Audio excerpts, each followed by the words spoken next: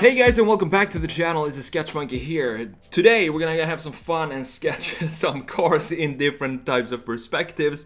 I'm gonna show you the difference between sports cars, a mid-engine car, and a front-engine car, obviously. Because this is the question that I get asked the most, believe it or not, even though I've made a lot of videos on that topic before. That's what we're gonna do today. We're gonna have some fun and see what we come up with here. This is a little bit dirty here. It doesn't really matter. We can use it anyway. I'm not gonna waste any paper, even though it has a little bit of dirt up there. I still use all my papers and fill them up as much as I can to reduce the waste of it. So, as I've said, if you follow me for a couple of years and you've seen my old videos, I've done these videos before, but you know, maybe I've changed too. So it's gonna come up with a new way of sketching this stuff. So let's do a sketch like this in a 3/4 rear view, and let's make it a let's make it a mid-engine first. Mid-engine, of course, the big difference is when you have a mid-engine car is that the A-pillar starts the greenhouse, or the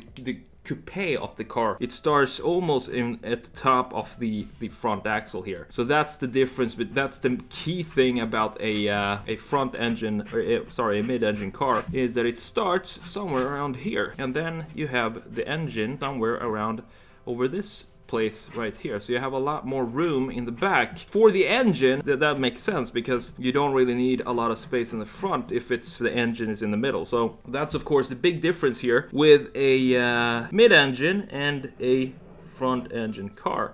If this were supposed to be front engine, we just move this line, we extend it even further back here, and then we create the A-pillar somewhere starting around here, and of course this will now also stretch further back and dip somewhere around here. So that's the basics of, you have the front mid-engine right here, A-pillar starting there.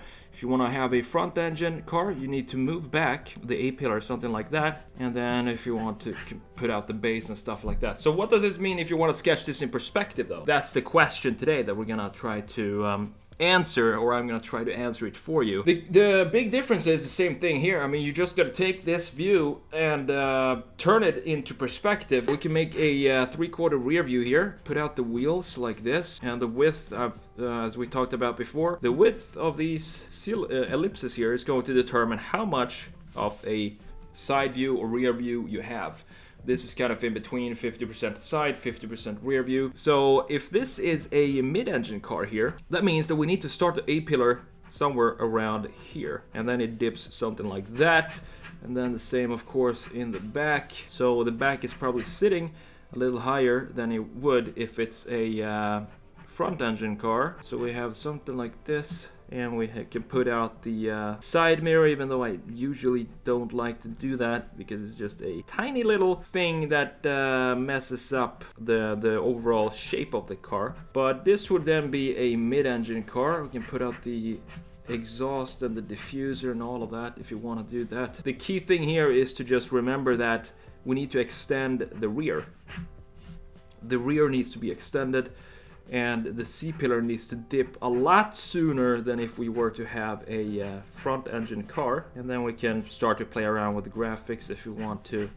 If we have some idea of what we want the graphics to look like, can start to put that out now at this stage, and then fine tune the details and the graphics and make sure that things are looking decent at least.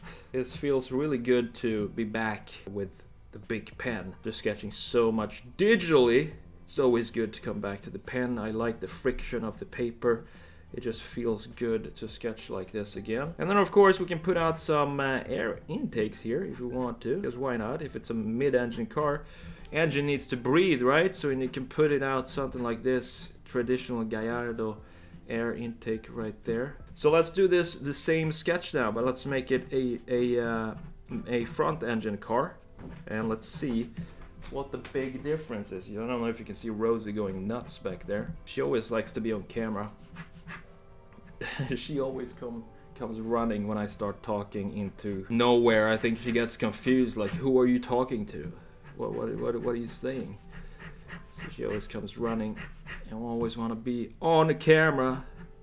as much as possible. I try to include her in the videos. If she wants to come over here, she can do that. Alright, so this is the mid-engine car there. So let's make this same car. Let's make it really rough here in a front engine. So I'm gonna show you the main difference here is that, of course, you can now extend the front fender. You see where the A-pillar starts right here. Now we want to start it somewhere around here. It stretches, almost have the same curvature, the only thing is the whole thing is moving back to make space for the engine in the front. So we have the greenhouse right here now.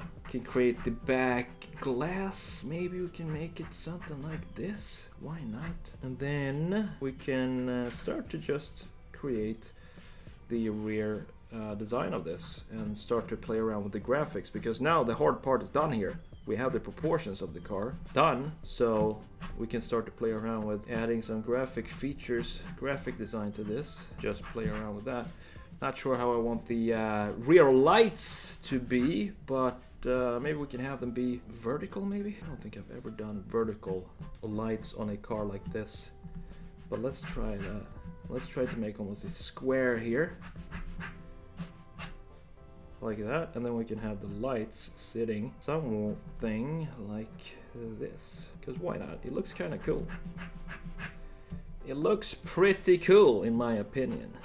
I have some sniffles today.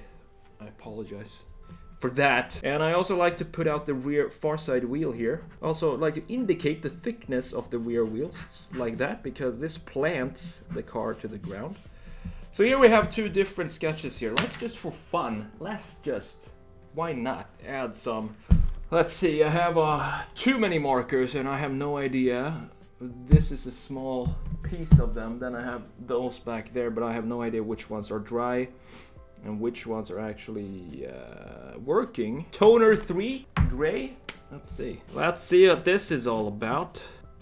Let's add some shading to this side view up here. This is the way I love to sketch with markers.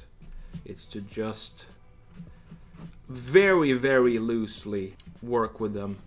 And I don't like to illustrate things too much, because an illustration to me just becomes... I like the sketchiness in sketches. I think it becomes more interesting when you have sketches be very imperfect, but it still communicates the shape that you want to communicate. Just using one marker, you can do this with one marker easily. I think I would almost prefer only having one marker for these kind of sketches here. So what I'm thinking about here is just the light source, as we've talked about before too. It's just the light source coming from the top. Everything that's facing away from the light source here, and also the horizon line, which is this line right here. It's just a simple stroke like that. You can visualize the horizon line in that way. Also, it can be reflected in the side of the car like that. And I like to put out the base of the car too, because it's very important to plant the product that you're sketching. Specifically when it comes to cars, you need to plant the car. Very important. It's important in all products, but to me, I think it's even more important when you talk about cars, because the stance of the car is something that you almost want to exaggerate in sketches, because it just looks so good when you have a well-stanced car, when it looks planted on the ground, like it's really connected to the surface that it's sitting on. And one way to really get that message across is to work on the shading, and specifically the base lines of the car. So that's why I want to add these lines down here. So very, very loosely, just have some fun with it. Don't overcomplicate things.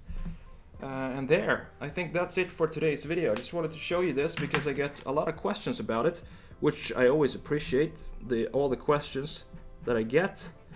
If you want to learn in depth my sketching techniques, you can check out analogdesignerpropack.com. I'm going to link that down in the description. It's my full course. It's over 11 hours long, where we go in depth of all the sketching techniques, the shading, line weight, perspective, markers, digital sketching, everything pretty much everything I know about sketching I put in the course.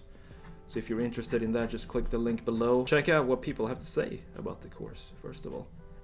So that's about it. I hope you enjoyed this video. I'm not sure how long this video turned out to be, but it was super relaxing. I hope you followed along in this video, and that for the people who were asking about this, I hope also it made sense to you that this is pretty simple to change, to switch between mid-engine cars and front-engine cars. The only difference is the A-pillar here, where this point starts on the sketches right there. And then of course that determines the entire greenhouse of the rest of the car. I'm the Sketch Monkey. Thanks for watching. I will see you in the next video. Take care.